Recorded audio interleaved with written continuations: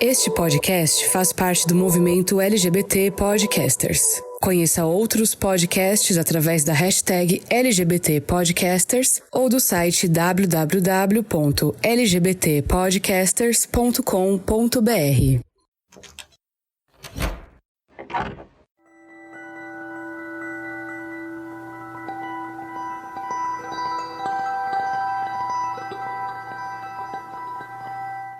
Bem-vindos ao Fora do Meio Podcast. No episódio de hoje, vamos mergulhar no tema da imagem de galã e seus reflexos na sexualidade de atores não héteros.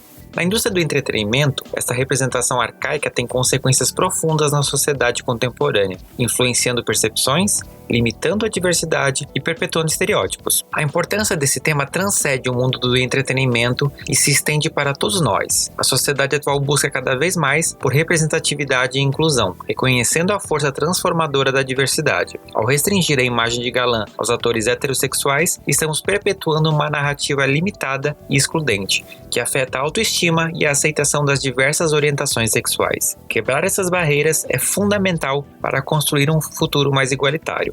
Os impactos desse tema são profundos e afetam diretamente as pessoas que se identificam como não heterossexuais. A falta de representação e a estigmatização dos atores não héteros contribui para um sentimento de exclusão e marginalização.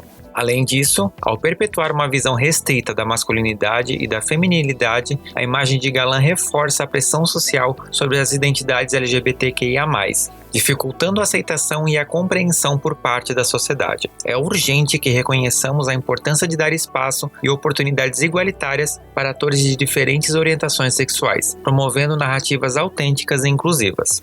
Nesse episódio do Fora do Meio, mergulhamos na reflexão sobre a imagem do galã, destacamos a importância de desafiar estereótipos e promover a representatividade, construindo uma sociedade mais inclusiva e acolhedora. Ao quebrar essas amarras, estaremos abrindo caminhos para um futuro no qual todos possamos se expressar plenamente, sem serem limitados por padrões pré-estabelecidos. Eu sou Fernando Arazão e esse é o Fora do Meio, podcast que faz parte da rede LGBT Podcasters, que você encontra no @Fora do Meio Podcast no Instagram ou Fora do Meio Pod no Twitter, e tem a chance de discutir comigo e com outros ouvintes sobre esse e outros episódios. Armário aberto. E nessa série de episódios especiais do Fora do Meio, eu tenho a honra de receber aqui duas pessoas que eu acompanho, que eu sou extremamente fã. Tô agradecendo muito desse podcast ser só áudio, gente, porque eu, sinceramente, não tenho roupa pra estar aqui pra conversar com essa galera sobre esse tema tão importante. Meninos, por favor, se apresentem pra audiência do Fora do Meio. Olá, eu me chamo Pedro Henrique Miller, eu sou ator, sou do Rio de Janeiro, tenho 32 anos, sou formado como ator pela CAU, pela Casa das Artes de Laranjeiras, e também tenho formação em Teoria e Estética do Teatro pela Unirio, Universidade Federal do Estado do Rio. Além de trabalhar como ator no teatro e na TV, eu também tenho um canal no YouTube dedicado à literatura e à divulgação de clássicos literários, tanto de clássicos da literatura quanto clássicos da dramaturgia mundial, unindo duas paixões que eu tenho, né? A literatura e o teatro. Eu sou Matheus Cardoso, sou ator, sou formado em rádio e TV pela Universidade Federal do Rio Grande do Norte. Passei um tempo estudando na Rússia, direção de ficção para TV e cinema. E depois que voltei aqui, comecei a trabalhar com produção de publicidade e de ficção independente aqui em Natal. E isso me levou a desenvolver um projeto de um seriado de comédia para o Sebrae, que eu escrevi, e aí eu atuei nele também. Por causa desse seriado, o pessoal do grupo Carmim de teatro me chamou para fazer uma peça chamada Invenção do Nordeste. Eu topei a aventura de ser ator e deu muito certo e tô aqui até hoje atuando. Não era o meu plano original ser ator, mas aí depois da estreia da Invenção do Nordeste a carreira floresceu, até que em 2021 eu testei para uma novela na Globo, passei o último ano lá morando no Rio de Janeiro produzindo Mar do Sertão, onde eu interpretei um vaqueiro chamado Joel Leiteiro. E foi a aventura mais doida, acho que, da minha vida. E a novela terminou de gravar mês passado, agora eu já tô de volta aqui em Natal, da minha vida de ator de teatro. É isso. O Pedro também, né, também veio dessa coisa da televisão, né? Você também participou de uma novela das 6, coincidentemente, né, Pedro? Também. Eu fiz, em 2018, eu fiz Orgulho e Paixão, que foi minha primeira e única novela. E foi uma estreia bem bacana, foi bem intensa e diferente mesmo. Eu acompanhei a Mar Sertão, acabei não acompanhando tanto por causa do trabalho na novela das 6, Trânsito de São Paulo, né? Não são muito compatíveis, infelizmente. Mas assim, eu acompanho vocês dois pelas redes sociais e eu vejo a importância pra mim, né, fazendo um depoimento pessoal agora, de ter caras como vocês na televisão, que conseguem conciliar a sua carreira hoje como ator com a sua vivência pessoal, né? Ao contrário da que a gente tava vendo A gente sempre fala aqui no podcast, né? Quem nasceu nos anos 80, 90, às vezes sente falta, assim, tem uma carência de referências e hoje eu fico muito feliz de ter pessoas como vocês dando essa referência pra galera da nova geração. E a gente vai debater isso aqui nesse episódio do podcast. E antes de dar início, eu tenho um convite especial pra você. Se você está sedento por mais conteúdo, conhecimento e experiências exclusivas, tem uma versão que vai te deixar ainda mais empolgado. Estou falando da versão Deluxe deste episódio, disponível apenas para os assinantes do nosso podcast na Aurelo. Na versão Deluxe, você terá acesso a 30% mais de conteúdo. Imagine só, perguntas intrigantes, debates aprofundados e revelações exclusivas estão esperando por você lá. E é a oportunidade perfeita para se aprofundar ainda mais nos assuntos que amamos discutir. Então vá no link aqui na descrição do episódio e garanta a sua assinatura na Aurelo e desbloqueie o episódio exclusivo com muito mais conteúdo extra. Então eu quero começar já perguntando para vocês, meus queridos, como foi para vocês, assim, entender que vocês não são héteros e de repente ver nesse ambiente, né, da atuação que há uma cobrança por atores masculinos terem um papel, desempenhar, de serem muito galã, sabe? Essa figura do galã, que é aquele homem que chega, é bonito, ele tem uma presença forte, as mulheres ficam loucas quando vêm e cria essa amarra de um padrão de masculinidade e consequentemente, né, de um padrão heterossexual. Como que foi pra vocês, tipo assim, se descobrir gay e de repente querer seguir numa carreira artística? Houve um embate dessas duas coisas? Eu acho que sim, eu acho que em algum momento houve. É claro que eu acho que a gente, quando a gente tá falando disso, eu venho do teatro também. Então, assim, teatro é outra coisa, né? O teatro é muito mais permissivo, o teatro ele é muito mais plural. Você não tem uma forma de comportamento ou de aparência física que seja a forma específica ou necessária para estar no teatro. Muito pelo contrário, acho que quanto mais distinta de algum tipo de padrão você tiver aparência, voz, trejeito, melhor. Assim, o teatro ele realmente se faz da diferença. Então, e a gente sabe que a TV não, assim, pelo menos até algum tempo atrás não. Acho que a gente consegue ver hoje em dia certas mudanças, ainda bem, mas algumas são mudanças ainda sutis, ainda são mudanças, né, delicadas. A gente também comemora, né, os nossos pequenos avanços, mas a gente também fica animado e comemora demais. Daqui a pouco a gente não sabe o quanto aquilo dura, tudo é muito frágil, assim. Mas sim, tem uma demanda, uma exigência de um comportamento que é quase um outro personagem, né? Tipo um personagem pra fora do seu trabalho, quando que na verdade o que devia importar é o que você está fazendo no seu trabalho. É a obra, é o que é aquele personagem que você está construindo, quem ele é, e você é um veículo, você tá ali a serviço daquele negócio. Agora, a gente sabe que não, né? Tem essa construção de uma persona pública, do que é ser um galã, ou independente de ser galã ou não, de ser um ator que vai ser chamado para qual tipo de papel, você ser enquadrado num tipo, que é uma coisa também esquisita, né? Assim, bacana devia ser a gente fazer de tudo, mas isso, né? Do um certo perfil de ator ficar sempre fazendo o mesmo tipo de personagem. E sim, acho que criou-se uma fantasia, assim, de que um galã era aquele...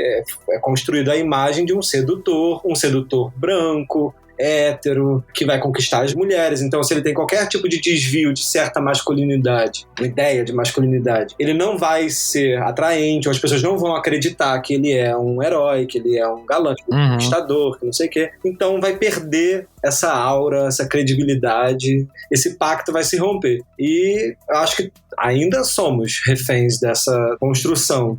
Vamos trabalhando para tentar desfazê-la, né? Sim. A minha resposta não vai ser nem um pouco diferente da de Pedro. É bem isso mesmo. A gente que entra num processo de indústria cultural sente na pele como é essa cobrança. O meu caso, talvez, eu possa falar da diferença, assim, essa dificuldade estrutural, ela é presente. Uma vez que as pessoas sabem que você é LGBT, isso isso vai ser posto dentro das relações que se constroem, né, todas, porque a nossa sociedade patriarcal, ultracristã, que tem essa fixação louca pelo que a gente faz com o nosso ânus, descobre que você é LGBT e essa pecha, enfim, isso vai permear e informar tudo na sua relação daí pra frente. Sim. Seja pro bem, seja pro mal, mas, né, é uma coisa que a gente não consegue fugir. A gente não consegue só dizer assim pros produtores, eu sou um ator. Não, as pessoas querem saber mais, elas vão querer procurar mais. Eu tive a sorte de vir nessa esteira das escalações cotistas, eu brinco assim. E não tô falando isso de forma nenhuma pejorativa, mas é porque de uns tempos pra cá a indústria começou a querer outros tipos de escalação. A Globo foi fazer uma novela sobre Nordeste e resolveu buscar atores no Nordeste. É muito fora da curva a minha escalação, né? Eu sou um cara de teatro, eu sempre morei aqui em Natal, eu tô com 34 anos de idade, né? Então, assim, nunca tinha feito novela antes, mas fui escalado pela questão da minha nordestinidade, né? Essa foi a primeira razão. Foi uma questão geográfica. A Globo resolveu fazer recorte geográfico de atores dentro do Nordeste e aí nisso tirou muito da competição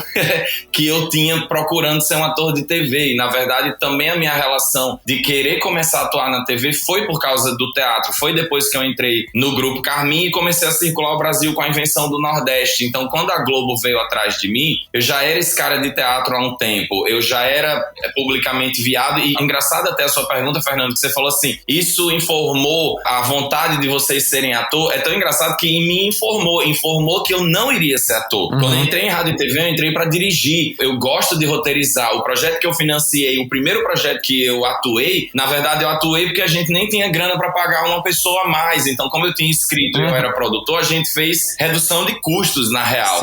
E aí eu tive essa sorte, eu já era viado, eu já tava como viado no meio da comunicação aqui, então isso não foi assim uma questão, porque quando Márcia me escreveu, me ligou pra eu testar pra Joel Leiteiro, ela já sabia toda a minha história no teatro, né? Então essa abordagem nesse sentido, eu acho que o meu caso é uma consequência já de muitas mudanças que vinham vindo anteriormente, mas é difícil sim, e aí no meu caso até é engraçado ouvir as pessoas falarem, nossa, mas você é gay, não parece nada gay. Sim. Né? Ah, você é gay, mas não transparece gay na tela. E aí a gente, tipo, a gente não agradece nem fala nada, a gente fala que é o nosso serviço, cara, é atuar, tá ligado? Eu tô sendo pago pra fazer uma coisa que não sou eu. Então que bom que a gente consegue, que a gente pode e que o teatro também traz essa liberdade, porque Pedro também disse muito bem. Curiosamente, o teatro que forma atores é uma atmosfera completamente diferente da indústria cultural, né? Se o teatro é o lugar da permissão, se o lugar sempre foi o espaço da marginalidade, o espaço de outros corpos, de outros pensamentos, de outros, aí a gente se forma ator lá e depois vai pra indústria cultural que fala, agora eu vou lhe colocar numa caixinha, sabe? Sim. Mas isso tem a ver com os contextos, né? É maior do que a gente. Quando a gente chegou, esse mundo já era esse país, principalmente, era super racista, super misógino e super homofóbico. A gente já tá aqui, sabe? Pegou esse bonde andando e tá tentando entender isso juntos. E mudar, né? Sim. Isso que é importante. Você falou uma coisa interessante, Joel é o seu personagem, Matheus.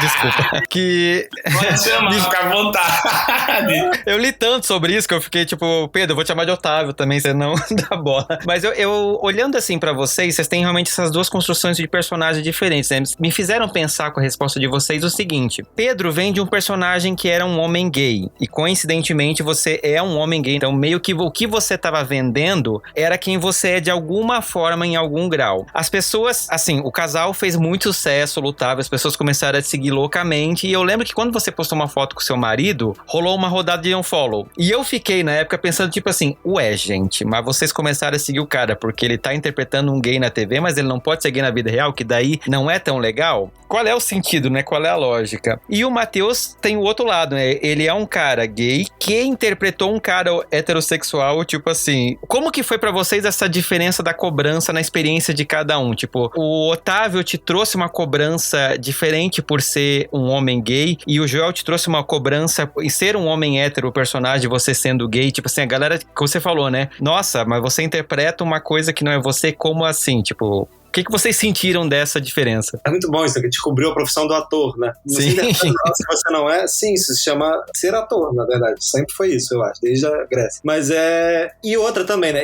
Aí também ainda tem a homofobia, assim, horrorosa, né? Que é, mas porque, assim, achar que você não parece, né? Você é gay, não parece.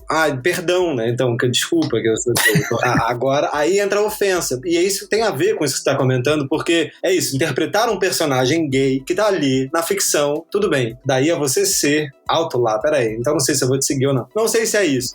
Acontece até hoje, a coisa do rodada de unfollow, eu posto foto com o Marcelo até hoje, cai assim, vertiginosamente. Eu já criei 1000 teorias a respeito disso, pode ser porque o algoritmo manda mais para mais pessoas, pode não ser necessariamente diretamente relacionado, mas né, assim, soa pelo menos homofóbico, não tem como. E, enfim, mas a coisa do Otávio, de fazer um personagem que vai se descobrindo gay, né, porque ele foi se descobrindo gay na trama.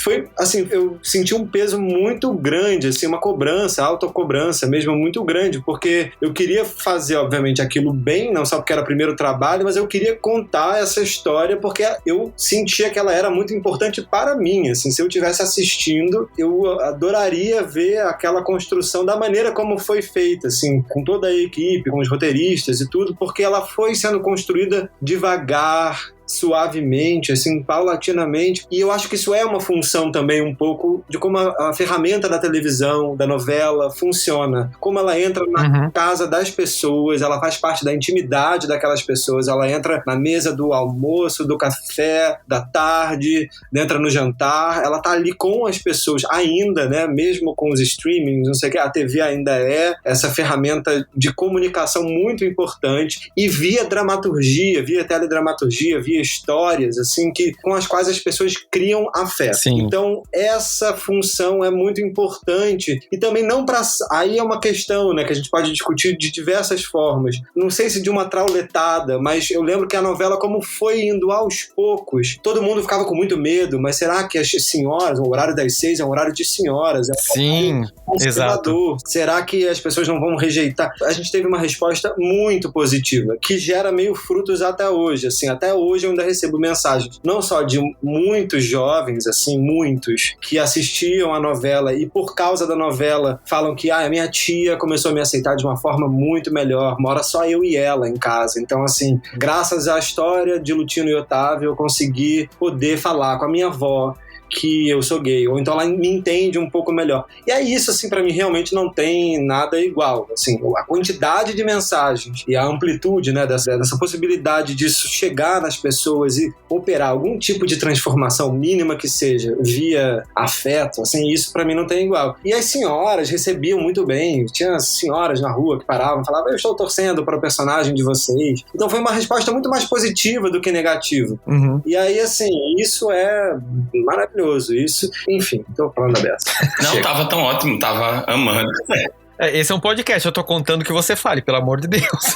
Depois eu achei legal ouvir justamente porque Pedro teve essa relação do público perceber a sexualidade da personagem. Comigo nem teve muito não, nem querendo, tipo, fazer média não, mas acho que é isso, assim, nós somos de uma geração que a gente já tá colocando umas informações a mais. Isso, eu pensei muito nisso antes da gente gravar, quando você me mandou a pauta, Fernando, como muda de geração para geração e como as redes sociais também permitem uma redefinição por completo da relação do público com a gente, mas eu também não acho que isso tenha facilitado, sabe? A minha questão, e aí isso foi também outra coisa interessante, eu senti na pele muito a diferença das geografias. Eu faço teatro aqui em Natal, né? E aí eu comecei a fazer TV lá no Rio de Janeiro. E teatro aqui em Natal é um negócio tão marginal e tão desestruturado, é uma indústria que tão inexistente, de gente que resiste, sabe? Que já é o lugar dessa galera maluca.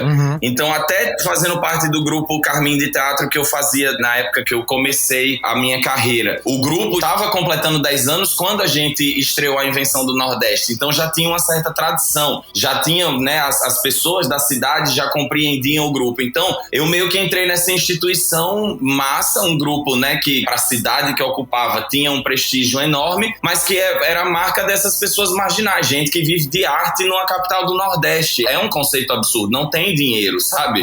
Então todo mundo aqui já pensa, esses artistas são malucos. Então quando eu comecei a minha vida profissional de produtor audiovisual, de gente de teatro, eu já estava ocupando nessa cidade um espaço à margem, já era o lugar dessa galera meio doida. E aí quando eu fui pra televisão, meio que tudo isso já estava estabelecido, já estava namorando com o Bruno, né, há quase completando 4 anos, eu já há quase 10 anos como ator de teatro, e aí eu só refletindo sobre essa questão da rede social, que eu só, desde que começou a novela até agora, eu só recebi seguidores, mas não teve esse susto, eu acho, porque já tava tudo lá, o bicho é petista, o bicho é filiado ao Partido dos Trabalhadores do RN, namora com, sabe, é viado há 4 anos, é viado há muito tempo, mas namora há 4 anos, publica coisas com o namorado na rede social. A rede já era essa, eu fiz essa reflexão se eu mudava ou não, eu conversei, eu sentei com o Bruno, a gente pensou nos riscos que isso poderia trazer para nós, a exposição, os riscos para a carreira também, nossa, e se a gente se expor demais, será que vai continuar? Mas aí a conclusão foi um pouco assim, não, vamos seguir fazendo o que sempre fizemos, se a gente precisar ajustar qualquer coisa no meio do caminho por crise, a gente ajusta e reflete, mas aí eu acabei dando uma entrevista, e aí vou terminar minha resposta também contando essa pequena anedota que foi definidora, eu acho, para o gay Matheus que o público conhece, que eu dei uma entrevista e aí tava indo tudo bem, era assim pra um site pequeno,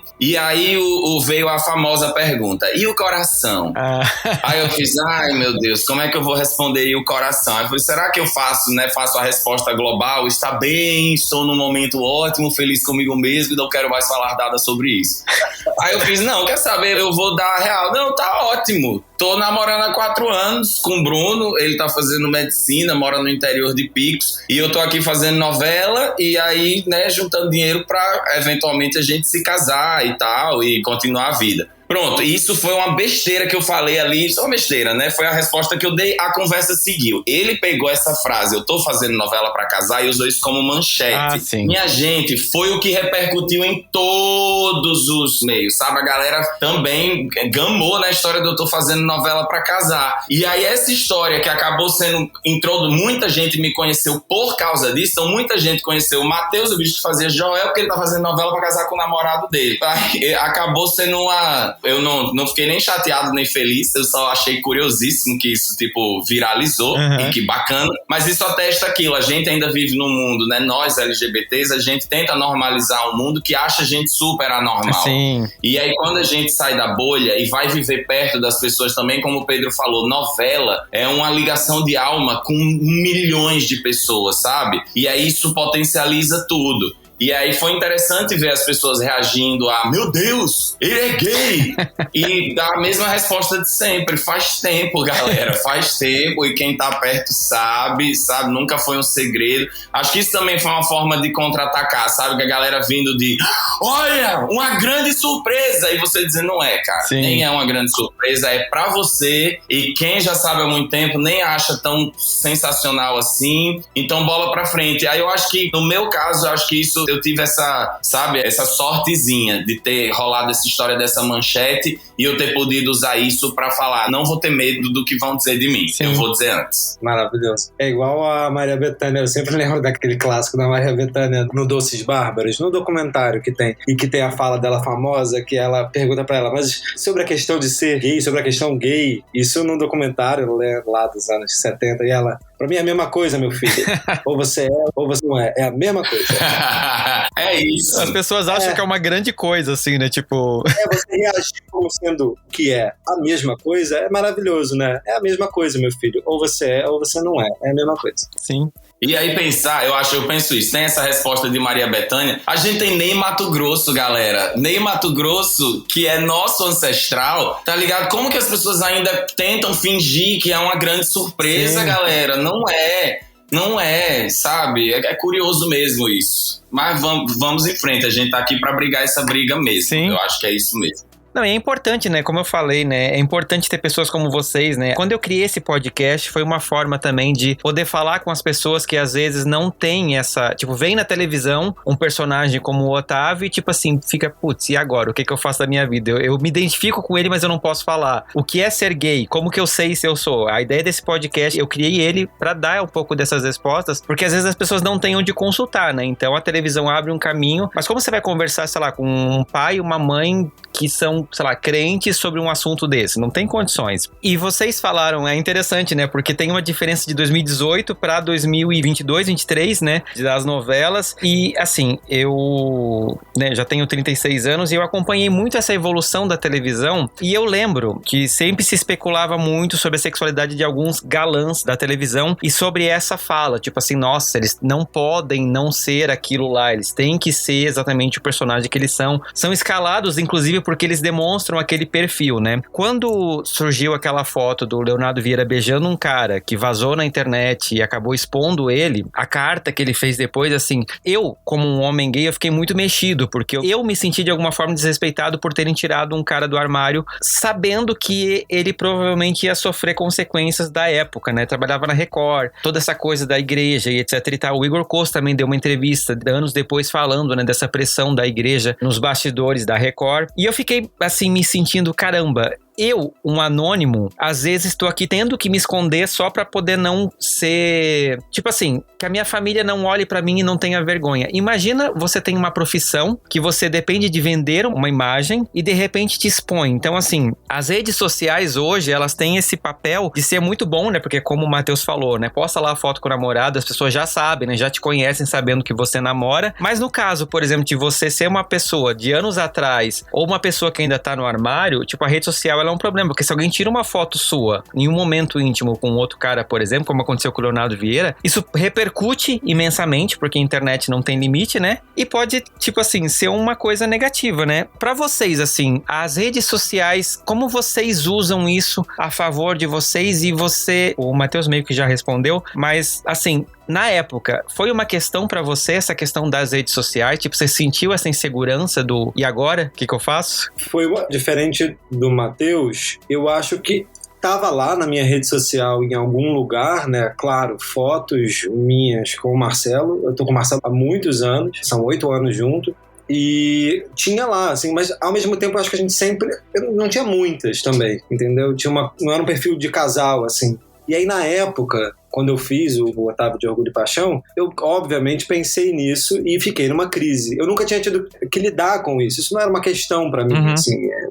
Saído, minha vida, entendeu? Isso não influenciava na minha profissão como ator de teatro. E aí, quando você entra na TV Globo, né, quando você faz uma novela, isso tem que virar uma questão. Pensando nos próximos trabalhos, pensando em quem vai te chamar ou não, se o produtor de elenco vai ficar contente ou não, se você fala da sua vida pessoal. E isso que o Matheus falou de alguma forma também, assim, ao mesmo tempo também querendo essa informação, os jornalistas, a mídia, de certa forma, se alimenta disso, é ou não é? Tá com quem? Como tá o coração? Essas perguntas com fome dessas manchetes, né? Sensacionalistas. Ela quer vender isso, não quer saber se realmente o seu coração tá bem ou não, se você tá feliz ou triste. Isso ninguém se importa. Querem o sensacionalismo de uma grande manchete pra botar lá tags que daqui a pouco também ninguém se lembra mais. Mas aí, enfim, é isso, se vive disso, né? Mas eu fiquei pensando, óbvio que eu quero fazer mais novela, óbvio que eu quero continuar meu trabalho como ator e quero ser chamado pra outros papéis. Mas aí vira um dilema, virou um grande dilema. Ao mesmo tempo, eu também quero falar da minha vida. E se eu quiser postar uma foto com meu marido, qual é o problema? Entendeu? Fica uma briga, né? E aí você tem que escolher, assim, também o caminho da abertura completa, de você viver um grande outing, assim, também, que eu entendo, é importantíssimo, mas por outro, eu sou uma pessoa meio reservada, eu me exponho pros meus amigos, eu me exponho pra quem eu tenho intimidade. E aí eu optei por essa via, que depois eu me arrependi. Hoje em dia, eu olho lá pra aquela época de 2018, eu fico meio arrependido. Eu fico, não, eu devia ter sido muito mais vocal. Mas, por outro lado, eu tive que respeitar. Eu não falava que sim, nem que não. Nas entrevistas, acho que quando perguntavam sobre, eu falava, sim, tô casado, tô bem. Mas não dava também mais muitas. E aí, quando teve uma foto, acho que de comemoração de casamento, que eu postei uma foto em comemoração de, sei lá, quantos anos de casamento na época, aí teve uma repercussão, assim, de... ator da Globo, é sempre assim, ator da Globo, X anos de casamento com o marido, não sei o que. Nada demais, não tá todo mundo, não aconteceu nada com a vida de ninguém. ok. E é isso, assim, a gente tamo aí, continuo bem com meu marido. Hoje em dia, isso ficou mais fácil, eu acho, talvez, eu espero, não sei. E eu ficava nervoso também com os meus amigos, que são atores, que fazem novela, que tinham seus relacionamentos, e que eu também ficava me coçando, querendo que eles se assumissem. Por outro lado, entendendo completamente o receio, a dificuldade, enfim, uma situação sempre muito complicada. Eu acho que isso está se transformando, eu espero. Sim. Eu vou usar o exemplo do Igor Cosso, que foi uma das pessoas que eu acompanhei essa questão do sair do armário, que ele falava muito, tipo assim, que eu vi uma entrevista dele que ele falou que ele morria de medo de ser tirado do armário, porque, tipo assim, ninguém podia saber essa... Eu não imagino o quão cansativo é, porque você tem uma vida pública, você tá ali cercado de câmeras no trabalho, aí você, né, tem um papel de destaque, como foi o caso do Joel e do Otávio, então as pessoas ficam mais em cima de vocês ainda, né, do que um personagem que as pessoas, tipo assim, não dão tanta relevância, e você tem todo esse trabalho, às vezes, de ter que, quando você não tá fora do armário, né, de ter que esconder isso, e tipo, eu imagino a cabeça de uma pessoa nessa posição, porque não é só você, né, tem o seu marido, tem o seu namorado, que você também tem que acobertar de alguma forma, tipo assim, é exaustivo, né? Eu acho que é exaustivo e apregoa muito sobre a época que a gente vive. Eu achei curioso nos bastidores, Zé de Abreu, eu era, né, vaqueiro de Zé de Abreu, da fazenda dele, então a gente passou muito tempo junto. E aí ele me contou que um ator, eu até esqueci o nome do cara, ele faleceu no início dos anos 80, Zé me disse, fez muita novela nos anos 70. E Zé falou assim que ele era super bichona nos bastidores, muito bichona mesmo, que ele tirava onda, que ele fazia altos galãs e voltava pro camarim e dizia: ai meu Deus, eu não aguento mais beijar a mulher.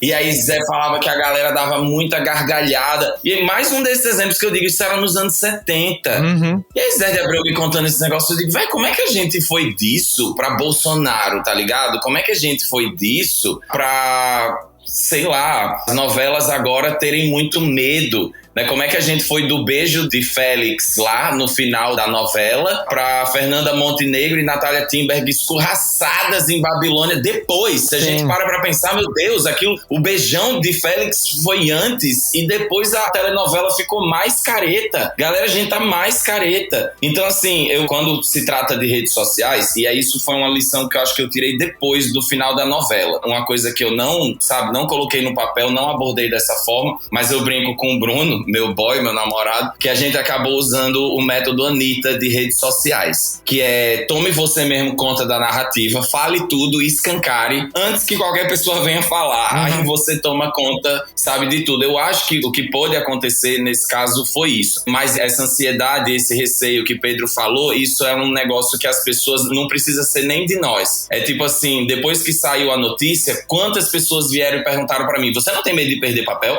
Você não tem medo de ficar marcado? Você não tem medo de agora Joel dar errado e agora todo mundo da novela ficar chateado? E aí essa história de Joel não. Joel todo mundo sabia, né? Nossa direção por completo é LGBT da novela. O diretor artístico, o primeiro assistente de direção e o diretor-geral da novela. E nisso a gente tava muito em casa. As pessoas podiam sim deixar de gostar de Joel por causa disso. Isso aí é uma ansiedade real que tinha, ainda bem que não aconteceu, show. Mas a questão dos próximos empregos, aí agora eu tô aqui de volta em Natal, a minha vida de ator de teatro, e sim, e com muito, como é que eu posso dizer? Com muita curiosidade de saber como é que a minha vida de ator vai continuar. A minha carreira no teatro aqui, ela tá garantida, eu já escrevi um outro texto, eu sou de fato dos palcos, eu tô, né, tentando financiar a minha próxima peça, mas como a indústria cultural e a televisão ainda vai, sei lá, me absorver ou não, aí isso estamos pra ver, e eu acho que isso ainda tá em disputa, e a gente não passou 4 anos de fascismo de graça,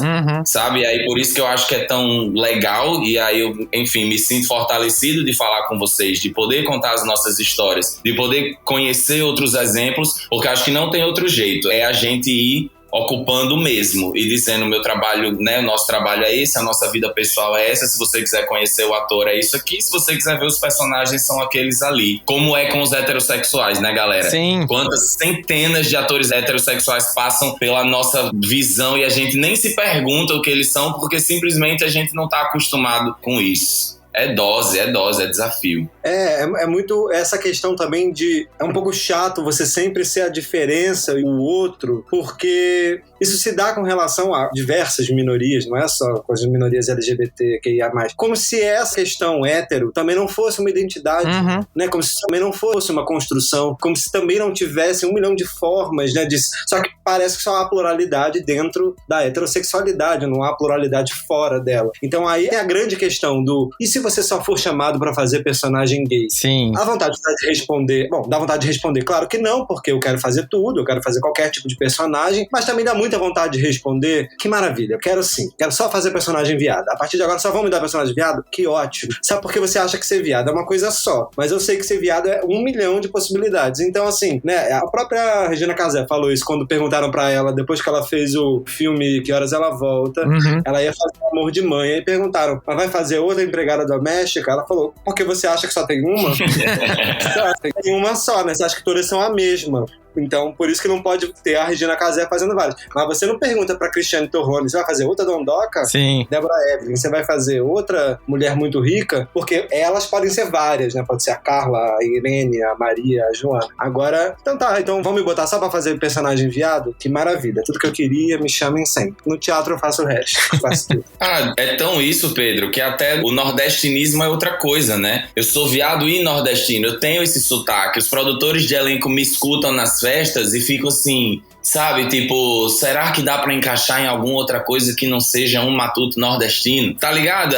Tem isso também da indústria. E nós nordestinos, isso é tão bacana também de poder dizer, as pessoas falam muito, você já tem o sotaque. E aí depois alguns amigos aqui de Natal falaram assim, ei, Matheus, tu dá uma pesada, né? Tipo, Joel tem um sotaque diferente. Aí eu, sim, claro, a gente lá dá uma pesada no sotaque, todo mundo. Então até a gente foi contratado porque a gente já tem esse sotaque, mas a gente criou um sotaque ficcional para fazer a novela. Nós, os nordestinos, os sudestinos, são 9 estados nordestinos, a gente tentou fazer uma coisa global, então quem era daqui do Nordeste e do Nordeste pegou algumas características mais do Sul do Nordeste e a galera lá de baixo tentou falar mais parecido com a gente. Até nisso houve criação do início ao fim, houve atuação, sabe? É construção. E é engraçado dizer isso, porque as pessoas querem muito, muito, muito que os personagens que a gente interprete sejam parecidos com a gente com eles, ou a necessidade de conhecer, eu não sei qual é a pira, sabe? Mas na TV tudo é mentira, cara. No palco tudo é mentira, sabe? A nossa especialidade é mentir pra vocês, sabe? Tudo é encantar, é jogar o jogo, é fazer algo diferente. Então, quanto mais a nossa vida, sei lá, puder atestar pra essas versatilidades, melhor. E a gente vai, sei lá, criando essas pontes. Sim. Não, e uma coisa que é importante é não só esse seu trabalho de vocês que estão ali atrás das câmeras ou na frente das câmeras atuando, mas a sociedade, né, começar a ter essa... Porque, querendo ou não, a televisão, ela sempre vai refletir a sociedade que tá atual. Se eu, enquanto LGBT, me contento em ver um ator hétero interpretando um personagem gay super caricato, isso não vai mudar nunca, porque as pessoas vão entender que aquilo tá funcionando e não vai mudar. A gente tem que também cobrar essa galera de, tipo assim, eu quero me sentir representado pela televisão. Eu não quero mais ver uma figura como eu num programa de humor sendo escorraçado ou fazendo qualquer coisa pra ser a piada. A gente tem esse papel também hoje com a sociedade de se impor, né? De dizer, olha, internet, né? A internet dá essa voz pra gente, dizer tipo assim, tal personagem, eu acho que ele poderia ser melhor. E a galera vai refletir isso, né? Por que a gente tem pessoas negras hoje no papel de protagonismo das novelas? Porque a sociedade começou a exigir isso. Tipo, é importante a gente também ter a nossa voz, né? Não só vocês. Porque, querendo ou não, vocês, às vezes, tem toda essa coisa que vocês citaram, de não se indispor muito com uma galera que vai dar papéis pra vocês ou não. A indústria é muito cruel com vocês, né? Mas a gente que tá aqui como telespectador, a gente tem um poder imenso com isso, né? E a representatividade, a gente fala que é tão importante, mas ela não vai vir de graça se a gente não pedir, né? Se a gente não dizer, eu quero me ver na televisão. Sim. Eu acho que tem uma coisa também que é sempre muito delicada, que tem uma relação muito forte, a gente sabe, com a questão dos patrocinadores, sim, com o investimento, a questão financeira. Então, assim, se no momento as questões de pautas identitárias estão vendendo, aí beleza. Aí as empresas vão comprar isso enquanto for útil, enquanto puder estar vendendo. A partir do momento que isso não for mais moda, ou a partir do momento que a gente for para outro lugar de discussão, isso pode ficar desinteressante e a gente voltar para o mesmo lugar que sempre estivemos. Então, assim, também tem uma relação muito forte com quanto isso é vendável ou não, né? Assim, quanto isso está no calor do momento agora para fazer grana. Isso em relação a uma indústria, né, de entretenimento global, assim, do capitalismo norte-americano, da Disney, da Marvel. Então, assim, e aí me dá nervoso também, porque às vezes a gente comemora certas conquistas, mas essas conquistas são muito instáveis, assim, elas não sei se elas são mudanças realmente, assim, de base, de estrutura, entendeu? Ou se elas são, às vezes, meio desviantes, sabe? Pequenas sinalizações, assim, mas que são desviantes. É pra gente ficar contentinho, sabe? Comer esse docinho diverso, agregador da diversidade, daqui a pouco, porque é isso, tem que mudar realmente. Por isso que eu tô falando também com relação, não digo só os produtores de elenco, diretores, né? Escritores. Investidores. E essas mudanças, na maioria das vezes, todo mundo tem medo, né, de perder o patrocínio, de ter uma reação ruim, e aí os investidores começarem a querer tirar fora o seu produto daquela novela, ou daquele, né, esse grande pânico. Mas às vezes você vê que a coisa não se transforma, assim, eu acho que você também tem que ter uma coragem, de botar, quero botar isso no audiovisual. E aí tudo bem, perde-se também às vezes de um lado, mas se ganha do outro. Se você quer mudar, se você quer realmente transformações, eu não sei, você tem que investir naquilo, aquilo tem que seguir, assim, bota beijo em todas as novelas, vamos ver se vai perder a audiência mesmo ou não. Eu não sei se vai, eu acho que não, mas aí não sei, eu sou só um ator burro falando, não entendo nada de mercado. Não sei, eu queria conversar com as pessoas, entendeu? Saber delas, assim, por isso que eu falei de falar com os produtores de elenco, com os diretores, tem que saber também por dentro, com os roteiristas, com os produtores, eu quero saber como é que funciona isso, eu quero entender a lógica do preconceito por dentro da indústria, assim, isso que me interessa. Essa discussão a gente tem que levar pra frente. Pedro tá muito revolucionário. Vou já começar a chamar a galera pra se filiar. Mas cara, tipo assim, isso que você falou é luta de classes, pô. Sim. É luta de classes mesmo. Nosso espaço, o espaço do Vale, o espaço dos LGBT, só vai vir quando a gente tomar o poder, pô. E de verdade. Eu acho engraçado quando eu ouço um bolsonarista, né, sei lá, um crente talibã de Cristo falando, eles vão tomar tudo e vai ter gay em todas as novelas. E eu dizendo, mas é isso mesmo que a gente vai fazer, é exatamente pra lá que nós estamos caminhando. E a gente tem que mirar, galera, a gente tem que mirar e brigar pelo nosso. É como a gente falou lá, o beijo de Félix, que o Brasil inteiro se emocionou, foi, sei lá, em 2014. E depois daquele não teve mais nenhum, né, protagonista LGBT que terminou a novela numa grande história de amor, casado, com filho. Não teve. A novela foi em 2014. Então, sim, a gente retrocedeu, sabe? O tal identitarismo que bota tanto medo em tanta gente, na verdade, se a gente for olhar pelas demandas, elas estão menos atendidas hoje do que elas estavam, talvez, há um tempo atrás. Então, a gente tem que transformar o nosso ser artístico também nesse ser político, né? Lembrar também a quem tá ouvindo a gente que o teatro é um espaço de grande liberdade. Muitas das coisas aqui que a gente cobra da indústria cultural já foram resolvidas pelo teatro há anos, meus amores, antes do cristianismo nascer lá com os gregos. Antes de Jesus já tinha Dionísio, antes de ter pastor já tinha artista,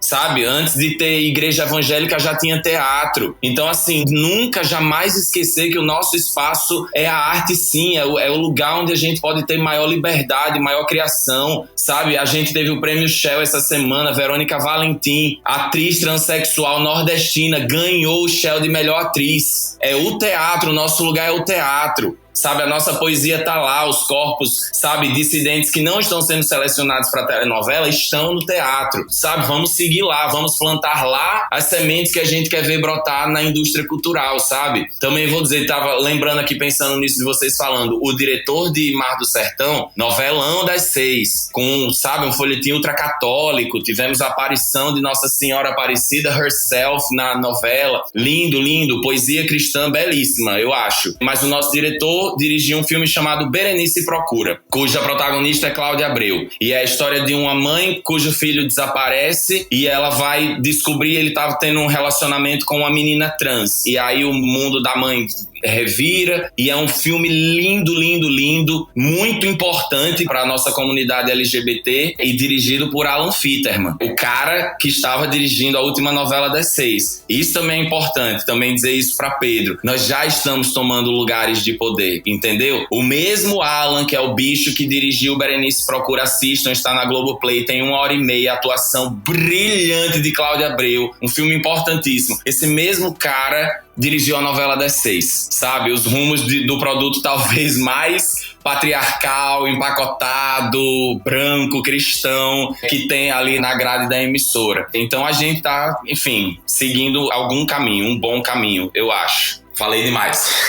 Não, mas eu concordo. Eu acho que, assim, gente, sempre cabe mais. A gente sempre pode ocupar mais espaços. Eu acho que essa é a nossa função. A gente nunca ganhou nada de graça, né? Desde Stonewall a gente tá aprendendo que é só embaixo de tijolada e luta, e a gente tem que fazer isso mesmo, né? Mas é bacana, assim, eu tô gostando muito dessa conversa, porque quando eu escrevi a pauta, logicamente eu tô aqui do meu lugar de espectador, mas eu ouvi vocês falarem e, assim, é gostoso ver que vocês têm as mesmas expectativas que a gente, porque a gente tá todo mundo igual esperando as mesmas coisas, né? A grande evolução. Aí agora, né, a gente vai partir para uma conversa um pouco mais densa, porque aí já parte pro medo, né? Eu vi muitas entrevistas para fazer essa pauta de atores que se assumiram gays. Hugo Bonnemer, Igor Cosso, a carta do Leonardo. Vocês veem que, de fato, existe essa falta de oportunidades para atores gays, para atrizes lésbicas, e tem gente sensacional por aí, né? Eu fico impressionado, assim, que quando essa galera é escalada, elas entregam pra caramba. Olha Pantanal, que foi, né? Mas rola realmente essa falta de oportunidade, na opinião de vocês? Eu acho que rola, sim. Eu acho que a indústria, ela reflete, né, a sociedade, a indústria ainda mais que é ultracapitalista, que é neoliberal, que tá sempre precisando agradar uma maioria. Então, sim, o fato de ainda existir gente dentro do armário prova que sim, né? Nós somos uma outra geração. Ainda depois que você sai do armário, a gente não volta, graças a Dionísio. Então, eu não sei o quão a gente pode atestar isso sobre o agora. É também importante dizer que a indústria, ela tem essa grande questão com as pessoas que aparecem com a vitrine, mas isso também, por trás das câmeras, já é bem mais resolvido, sabe? As pessoas da arte, as pessoas que trabalham na grande São Paulo, na grande Rio, as pessoas que trabalham nas metrópoles. Eu digo isso, né, porque eu falo aqui desse ponto de vista do Nordeste. Uhum. Então, quando eu cheguei lá na Globo, eu pude constatar isso muito tranquilamente, que hoje nas equipes de caracterização, de figurino, até de maquinária e de fotografia, que são equipes extremamente dominadas por homens, né, e aí é carregar peso e não sei o que lá, então são equipes em toda a indústria, viu, gente? Isso não é na Globo, não. As equipes de maquinária e de fotografia são majoritariamente masculinas e muito homofóbicas e misóginas por definição da indústria no nosso país, e até em outros. Mas tem viado em todo canto, tem viado em todas as equipes, tem lésbicas. Hoje a Globo também, já alguns chefes de equipe já separam vagas para trans. O movimento negro também já conseguiu ocupar muito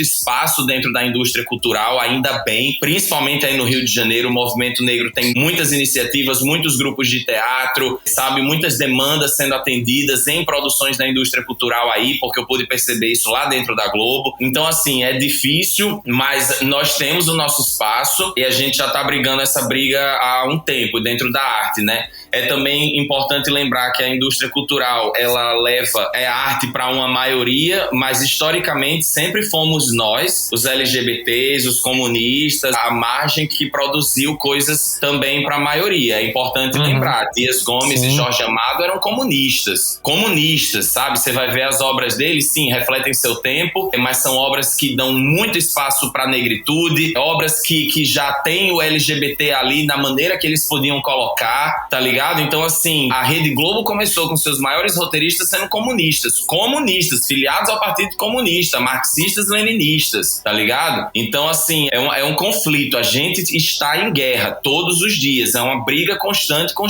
É difícil, é super difícil. Eu acho que a gente sofre, ainda vai sofrer, mas também a gente tem um monte de vitórias aí pra contar, e é importante não esquecer que a luta não acabou, é o que Pedro falou, amanhã talvez retroceda, amanhã talvez não seja interessante para o capital colocar viadinhos e sapatões lá. E aí, sabe, a gente ficou a isso aqui do desgraçado ser reeleito. Se o desgraçado fosse reeleito, meu amigo, a gente ia perder democracia, a gente talvez perdesse até Rede Globo, a gente perdesse... Vocês estão entendendo o nível da loucura, do risco que é ser um brasileiro? Então, assim, por enquanto a gente tá respirando, mas atentem para isso que Pedro falou. Daqui 5 minutos isso pode mudar. Daqui 5 minutos isso pode mudar. Então é respirar fundo, é escutar, é celebrar nossas vitórias sim, mas entender que a guerra continua.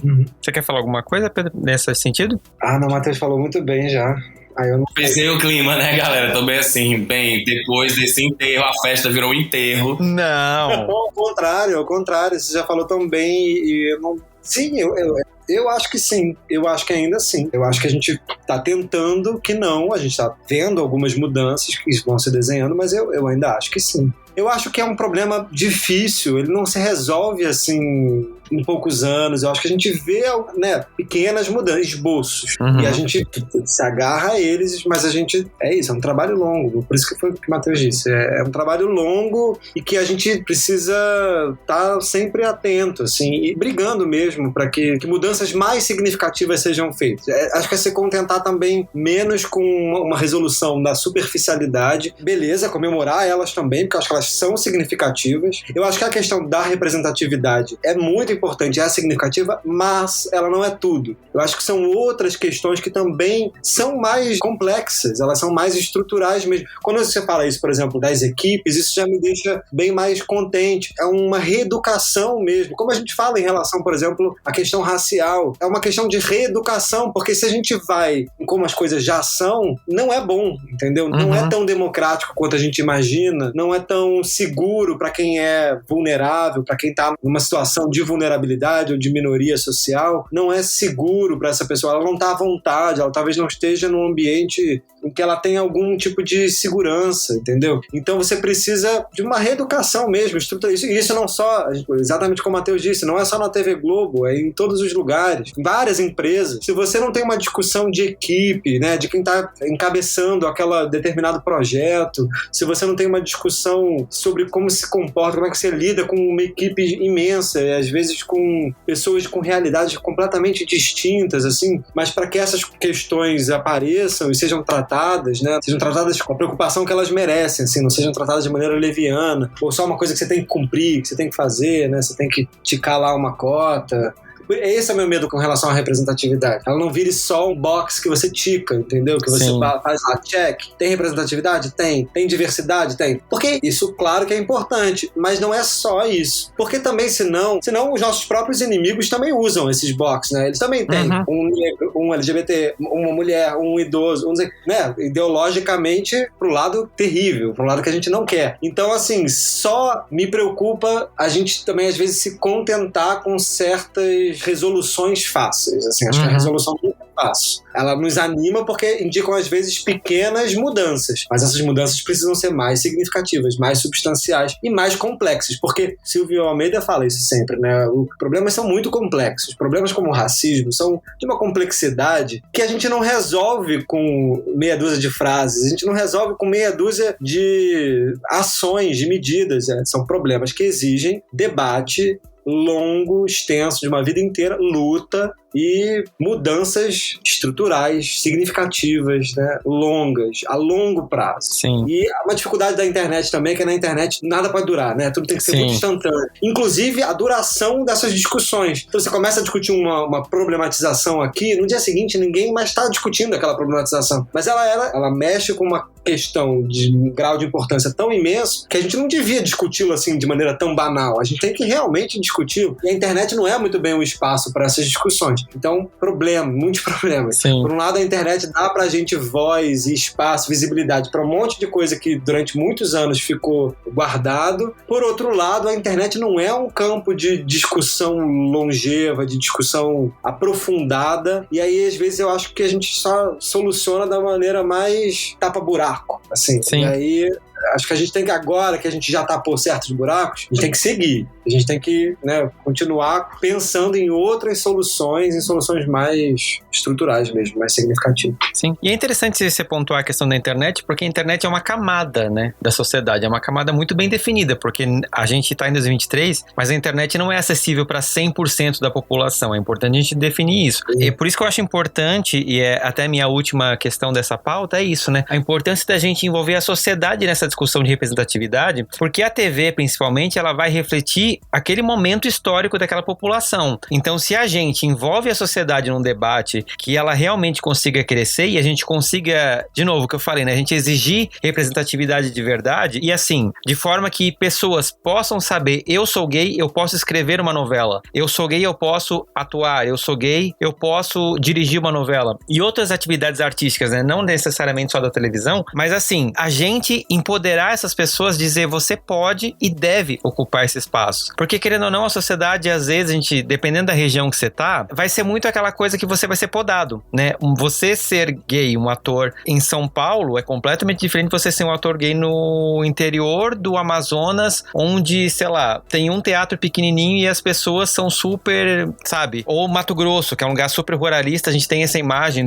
das pessoas não discutirem muito isso. E como que você coloca pra fora essas questões num ambiente que não te dá acesso a essas discussões, né? A gente tem que envolver a sociedade, na minha opinião, nessa questão, porque daí a gente vai refletir isso na televisão, que vai retroalimentar a sociedade, e assim eu acho que a gente consegue ter uma caminhada gostosa pro futuro, pra gente poder ter um dia uma discussão que, se o ator é gay ou não, se a atriz é lésbica ou não, que importa, sabe? O que importa é ela que ganhou o prêmio porque ela atuou muito bem. A luta é política, né, gente? A luta é sobre poder, a luta é sobre quem manda, a luta é sobre quem tá no controle. Então, sim, eu sou muito aguerrido nisso e acho que essa questão de envolver a sociedade passa por empoderar a sociedade também. Eu gosto de participar dos grupos de debate sobre políticas públicas para arte e cultura, e aí uma coisa que vocês falam e fica repetindo na minha cabeça é o acesso à arte, acesso.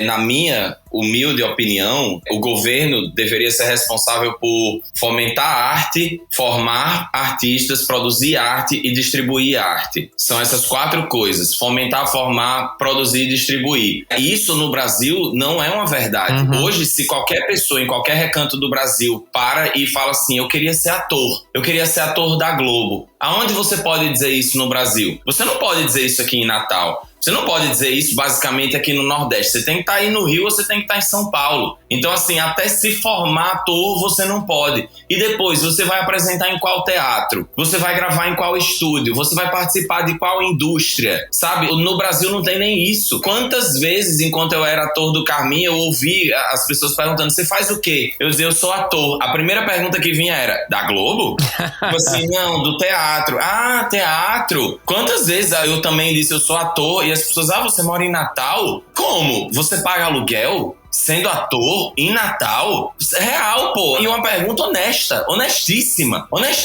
Quem no Brasil, galera? Quem no Brasil? Tá ligado? Então, assim, enquanto a arte ela não for acessível às pessoas, né, enquanto as igrejas católicas e evangélicas forem o único lugar que uma pessoa tenha pra sentar num banco e ouvir alguém contar uma história pra ela, a gente vai ter déficit, galera. Pra sempre. As pessoas precisam de arte, as pessoas precisam de cultura. Mas a gente vive num país que não tem nem saúde, que não tem nem educação. Como é que nós, artistas, vamos demandar? E aí esse ódio à Lei Rouanet, esse ódio fascista a qualquer tipo de apoio do governo à arte é resultado do capitalismo desenfreado como ele se deu no Brasil. Se as pessoas não têm dignidade, não têm comida, a gente vai pedir que elas tenham arte, e aí você tem a dona Rede Globo, que faz arte, distribui arte para o país inteiro, e as pessoas podem sentar na frente de uma televisão e assistir uma história e ver bons atores contando boas histórias, mas esse não pode ser o único acesso à boa ficção, a boas histórias que as pessoas têm. Tem que ter novela, mas tem que ter teatro, mas tem que ter cinema, mas tem que ter série, mas tem que ter competição, não pode ter monopólio. Não pode ter monopólio, tá ligado? Então, assim, a gente tá longe de conseguir fazer uma sociedade, tá ligado? Que se sinta empoderada a participar das discussões artísticas. Se a gente não consegue nem dar arte para as pessoas, nem formar artistas, nem fomentar, e por fomento é qualquer estímulo à arte. No Brasil não tem, você tem ódio à Lei Rouanet. É esse o estímulo, o fomento que o governo deu nos últimos 4 anos, tá ligado? Então sim, Fernando, eu acho que a sociedade tem que vir junto e a gente tem que lutar pra muito mais. A briga é muito maior, a briga é muito, eu concordo muito quando o Pedro disse que a briga não é só por representatividade. Não adianta a gente brigar para as pessoas entenderem o que é LGBTI se a pessoa não tem comida, se a pessoa não tem saúde, se a pessoa não tem um teatro pra ir perto da casa dela. Não adianta. A gente vai socar viado, sapatão e transexual na novela e a pessoa que tá em casa, aquilo ali às vezes não chega. Então faz parte de ser artista e de produzir arte e entender o lugar onde a gente está produzindo essa arte, para quem a gente está produzindo essa arte, que déficits essa arte tem. Eu sou ator, eu sou professor de teatro, uma das coisas que eu mais gosto de ser é professor de teatro, porque muita gente, inclusive aí no Rio, muita gente, nossa, Matheus, você chegou na Globo, como é que eu faço aqui em Natal? E tem uma graduação de teatro, que é um negócio extremamente academicista, que não forma atores, tá ligado? E que não corresponde às necessidades da indústria, ou seja, a briga a gente continua brigando. Voltei aqui para casa, quero dar aula de teatro, vou dar aula de teatro, vou montar as minhas peças. Continuamos brigando a mesma, sabe? Uma briga que vai muito além de só a gente pensar representatividade, o lugar do viado, de não ser viado, sabe? Se a maior parte da nossa comunidade não pode nem sonhar em ser ator, em ser atriz, então merece sim a gente pensar em todos os aspectos dessa discussão e trazer as pessoas como a gente pode. Viva la revolution. Terminei a segunda cerveja, terminei comunista. Vocês ficam ainda fazendo provocações estruturais e políticas identitárias, aí dá nisso. Mas esse é o Fora do Meio, é exatamente assim que a gente gosta. Isso acabou voltando a falar de novo, então acho maravilhoso a gente estar indo meio pro fim, mas já falando sobre o teatro novamente. A gente começou falando do teatro, termina falando do teatro, porque aí eu fico pensando, com o Matheus falando de uma maneira que eu acho muito brilhante, mas assim, por que no teatro até a questão da representatividade é distinta, é diferente? A gente tá falando de outras formas de produção também. A gente tá falando também de uma forma de produzir arte que é, na sua estrutura e na sua história, muito mais coletiva, talvez deshierarquizada. Claro que tem hierarquias, mas deshierarquizada, uma função não se sobrepõe necessariamente à outra. A gente tá falando sobre estrutura de poder, a gente tá falando também sobre uma máquina de controle aí que é muito enviesada ideologicamente. Por que a questão da representatividade às vezes me gera certo incômodo? Não porque ela não é necessária, mais uma vez eu digo que ela é necessária sim nesse sistema em que a gente vive. Mas por um lado ela me dá certo incômodo porque não adianta você ter só certas substituições aqui e ali pontuais se estruturalmente continuamos, né, com uma desigualdade absurda. Uma desigualdade não só econômica, mas uma desigualdade racial, uma desigualdade absurda com relação a gênero, a relação à sexualidade. Então, assim, por que eu acho que o teatro, mais uma vez uma ode ao teatro, é tão interessante? Porque ele permite essa convivência distinta entre a diferença, entre todos. Todos têm igual importância, de certa maneira. Todos participam da construção daquele bem comum. É uma ideia de comum, assim, muito menos solitária, muito menos isolada, muito menos individualista, muito menos competitiva. Porque eu acho que essa questão também de uma competitividade para saber quem vai ser o representante de tal minoria da vez a ter uma função de poder enquanto outros continuam sem espaço, aí talvez a gente tenha que mudar as formas de fazer. E aí é muito mais difícil, mas seria muito mais interessante a gente pensar que há outras formas também de produzir cultura e das pessoas estarem atuantes e dessa diferença poder conviver de uma forma muito mais interessante, livre e não sei, porque às vezes é isso, tipo, troca-se, né, os representantes ali de certo lugar de poder, mas mudanças reais, assim, acabam ficando distante. A cartilha continua igual, né? Pois é, o meu medo é esse. O meu medo é, às vezes, pequenas mudanças serem... A gente ficar contente com mudanças que só alegram, na verdade, os patrocinadores e os grandes empresários, entendeu? Eu não quero deixar descontentes, não. Eu quero deixar eles bem irados, assim, bem malucos. Ai, ai. Pra terminar esse episódio, gente, eu vou contar uma história que aconteceu comigo esses dias. Eu fui recentemente na Feira do Livro aqui em São Paulo, dei uma volta lá pelas tendas e, olhando o preço dos livros, eu olhei ao redor, ao público que estava frequentando essa feira e ganhei um doce. Quem adivinhar qual era o perfil que estava frequentando aquele lugar. E como que a gente tem coragem de encher a boca para falar que o povo brasileiro é um povo sem cultura com os preços que eu vi naquele lugar de livros? Mas, Fernando, então você está dizendo que os livros não merecem ter o preço que eles têm? Não. Não é isso que eu estou falando. O que eu estou falando é que esses produtos culturais, livros, teatro, cinema, são incompatíveis financeiramente com o povo brasileiro, que até ontem estava catando osso de galinha para fazer sopa, estava catando madeira para poder cozinhar alguma coisa porque não estava podendo pagar por um botijão de gás. A realidade cultural brasileira, ela é faltada pela elite desse país. E enquanto a gente não inverter esse jogo, o povo brasileiro vai continuar tendo uma escassez de acesso a coisas culturais e, consequentemente, a diversidade. E diversidade além da esfera LGBTQIAP+.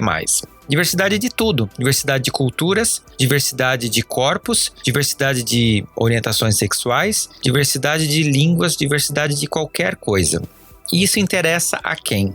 Se uma pessoa só enxerga aquela mesma realidade, ela vai achar que aquela é a única realidade possível. E, consequentemente, a gente vai continuar repetindo tudo o que a gente viveu até aqui. Como a gente falou nesse episódio, cabe a mim e a você, como espectadores, mudar esse jogo. A gente sempre aprende no jornalismo que até pouco tempo atrás, a comunicação de massa mandava pra gente o que a gente tinha que pensar, falar ou discutir. Hoje a internet trouxe um equilíbrio a essa realidade. Se hoje a Globo traz um personagem que a sociedade não gosta, a gente consegue apontar por que a gente não gosta, para que isso não se repita no futuro. E, consequentemente, cabe a gente, a mim e a você, dar o apoio ao trabalho de pessoas como o Matheus, como o Pedro, que estão aqui representando a classe artística, que tem medo, às vezes, de se expor, porque não sabe o que vai acontecer com o seu trabalho. E é trabalho. Eles dependem disso para poder ganhar o pão de cada dia. Eu e você, espectadores, não temos nada a perder. A gente tem um poder imenso nas mãos de mudar essa realidade. E se hoje a gente vê ainda artistas com medo de postar a foto beijando o namorado, por medo do que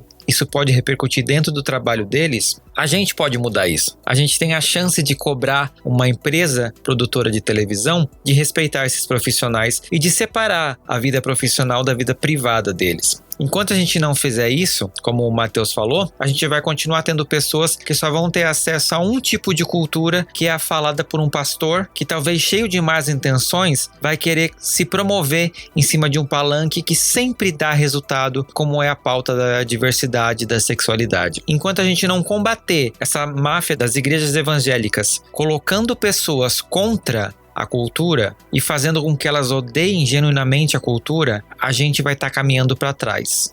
E, de novo, isso não significa que todas as igrejas são ruins, mas, infelizmente, a grande maioria das pessoas que dirigem essas igrejas não estão com boas intenções. E se a gente não se mexer, a gente enquanto sociedade, a gente vai ver esse filme muitas vezes. E não adianta a gente só exigir da televisão promover a diversidade. A gente tem que cobrar a sociedade de aplaudir essa diversidade. Porque, como a gente falou no nosso último episódio, produtoras são capitalistas. Elas querem lucro.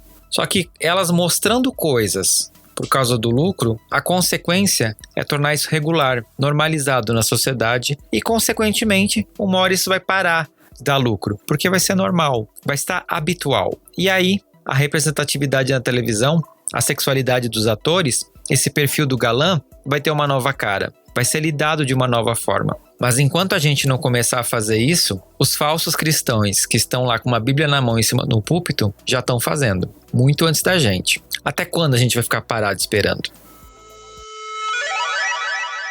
Se joga. E no Se Joga desse episódio eu vou deixar para vocês uma dica. A gente falou bastante, dos bastidores da televisão e essa construção da representatividade, na televisão, e às vezes a gente acaba não lembrando dessas pequenas sutilezas, de que já passaram vários personagens ou da construção. Então eu vou deixar um documentário para vocês que da Globo, chama Orgulho Além da Tela, tá disponível no Globoplay, onde ele faz esse resgate, dessa questão da representatividade LGBTQIA+, dentro da televisão, e às vezes uns detalhezinhos que a gente não percebeu e a gente estava ali sendo testado para ver como a gente respondia ou não àquele determinado personagem ou aquela determinada construção. É bem bacana, vale a pena pra gente olhar para a representatividade de outras formas e ver que realmente teve um longo caminho que continua sendo seguido, ele ainda não acabou e ele depende de eu e você. Então, essa é a minha dica. Convidados, o que vocês deixam de lição de casa para a audiência do Fora do Meio? Eu vou dar minha dica antes para não ser a mesma de Pedro. Quero recomendar O seriado Last of Us, da HBO, já que a gente falou muito em indústria cultural e em representatividade LGBT. A série é massa, Pedro Pascal, Bella Ramsey, zumbis. Mas no capítulo 3 tem um lindo episódio sobre um romance entre dois homens. E a HBO é hoje uma das maiores produtoras, né, de ficção daqui do Ocidente, das Américas, dos Estados Unidos. E tem uma produção muito conectada com os LGBTs, tem muito LGBTs lá em cadeias de comando. E suas séries mais famosas tendem, né, a ter alguma representatividade. Eu amo série de zumbi, Last of Us é excelente nisso, e também tem representatividade LGBT de uma forma muito sensível e carinhosa. Deixo essa recomendação. Apesar dela ser óbvia, eu sei que um monte de gente já viu. Eu amo muito The Last of Us. Eu vou recomendar um livro. Eu vou recomendar um livro do Silviano Santiago, se chama Stella Manhattan. É um romance, ele se passa nos anos 70 e tem um personagem que se chama Eduardo. Ele vai morar em Nova York, na Nova York dos anos 70. Ele é do consulado brasileiro lá nos Estados Unidos e ele tá fugindo da ditadura militar, e lá ele acaba, assim, o livro inteiro é sobre a persona Eduardo se desdobrando numa outra figura que ele guarda dentro dele, chamada Stella Manhattan, que é uma outra forma de existir no mundo dessa personagem. E todos os personagens desse romance têm um duplo que bota em questão o gênero. E eu acho que a genialidade desse romance, da escrita de Silviano Santiago, é a não definição. Nenhum deles estaciona em nenhuma das duas figuras. E eu acho que isso ele faz de uma forma brilhante, porque ele diz que ele explora nesse livro a questão da dobradiça. E ele não interessa a ele onde essa pessoa está, mas a ideia de que cada personagem tem uma dobradiça. Tem um lado masculino, um lado feminino, mas tem um entre, uma dobradiça que possibilita essa forma ser mais aberta, mais fechada, como aqueles bichos da Lygia Clark, aquelas esculturas da Lygia Clark, que são bichos que nunca tomam uma forma fixa, estão sempre se remodelando. Ele escreve esse livro, Stella Manhattan, a partir dos bichos da Lygia Clark. Eu acho esse livro, assim, eu indico ele sempre pra gente pensar, porque eu acho que ele é muito atual. É um livro dos anos 70, mas é um livro muito atual para pensar as questões do presente. Então, sempre que falo uma dica de um livro LGBTQIA+, eu falo Stella Manhattan, é um dos meus favoritos. Maravilha. Meninos, como que o pessoal acha vocês na internet, nas redes sociais? Quem quer ver vocês além das telas? O meu Grindr tô brincando. Ativar localização para. Ó, as minhas redes sociais são uma baderna, galera. Mas eu vou dar o Instagram e o Twitter. O Instagram é Matheus DS Cardoso. O Matheus é com 2 T's e sem H. DS é de da Silva. Cardoso é de Fernando Henrique, ou de Pedro, ou de Laura. E o Twitter é Matheus Cardos, sem o O no final, porque o Twitter não deixa essa quantidade de caracteres. É isso, são as duas redes que eu mais invento coisas e tô ativo nelas. Minhas redes Instagram é @pedro.henriquemiller. O meu Twitter é @predenrique. É muito inteligente, porque é escrito errado. É predenrique_. Vai estar escrito em algum lugar. Mas é também o que mais uso, é Instagram e Twitter. E tem também o meu canal no YouTube, que eventualmente eu jogo algumas coisas lá sobre literatura, que é também youtube.com/Pedro Henrique Miller. Muito bom. Gente, Pedro, além de ator, ele é um ótimo... ele fala de livros maravilhosamente bem. Vai seguir o canal dele, principalmente. O Instagram é pra biscoito, o Twitter é pra falar mal do governo, né? Não mais. Ela é youtuber e biscoiteira, além disso. Maravilha. Meninos, eu vou repetir o que eu falei no começo do episódio. Eu tô muito feliz desse episódio ser só áudio, porque eu não tenho nem roupa pra estar aqui recebendo vocês no Fora do Meio. Eu tô muito feliz de ter vocês no elenco desse ano e por terem aceitado o meu humilde convite. Eu tinha vontade de fazer esse episódio há muito tempo e eu sempre ficava esperando e por algum motivo os astros se colocaram e que deu muito certo. E eu quero agradecer demais vocês dois por estarem aqui comigo, dividindo um pouquinho da vivência, da experiência e da simpatia de vocês junto comigo e com meus ouvintes. Então, de coração, muito obrigado. Obrigado vocês, gente. Eu amei conversar com vocês. Que conversa massa. Saio daqui inspirado, enriquecido, engrandecido. Muito, muito legal mesmo. Obrigado, Fernando, pelo convite e valeu, Pedro, por ter estado junto. Eu que agradeço também. Eu que agradeço ao convite do Fernando. Eu agradeço essa conversa maravilhosa com os dois, Matheus. Foi incrível. Foi incrível mesmo. Obrigado. Sim, sim. E ouvinte, se você ainda não segue o Fora do Meio, segue a gente no Fora do Meio Podcast no Instagram ou Fora do Meio Pod no Twitter, porque como o Matheus falou, o Twitter não deixa botar podcast, é muito caractere. Mas comenta com a gente lá o que você achou desse episódio no nosso grupo de ouvintes do Telegram. Os links estão aqui na descrição do episódio. E chegamos ao final desse episódio e eu espero que você tenha aproveitado cada minuto da nossa conversa. Mas antes de nos despedirmos, na Aurelo você encontra a versão deluxe deste episódio, que traz 30% a mais de conteúdo no armário aberto. E sabe o que é ainda mais empolgante? Essa versão apresenta perguntas provocativas e revelações que só estão disponíveis para assinantes. Tenho certeza que você está se perguntando sobre o que perdeu por ouvir a versão standard. Mas não se preocupe, você ainda pode se juntar a nós na Aurelo e desfrutar de todo esse conteúdo extra que vai te surpreender. Então, não deixe de conferir nossa assinatura a partir de R$5 mensais na Aurelo. Você não vai querer ficar de fora se perguntando o que você deixou passar nesse armário aberto com mais conteúdo, não é? Vá aqui na descrição e garanta a sua assinatura para ter acesso à versão deluxe do Fora do Meio. Aproveite, gente, esse é o mês do orgulho, orgulhe-se de ser quem você é e vamos continuar lutando pra gente ter cada vez mais viado, mais sapatão, mais trans, mais tudo, gente, nesses lugares de poder, porque é assim que a gente muda a história. Eu espero vocês na semana que vem em mais um episódio do Fora do Meio. Tchau! Beijos, obrigado por nos ouvirem. Tchau!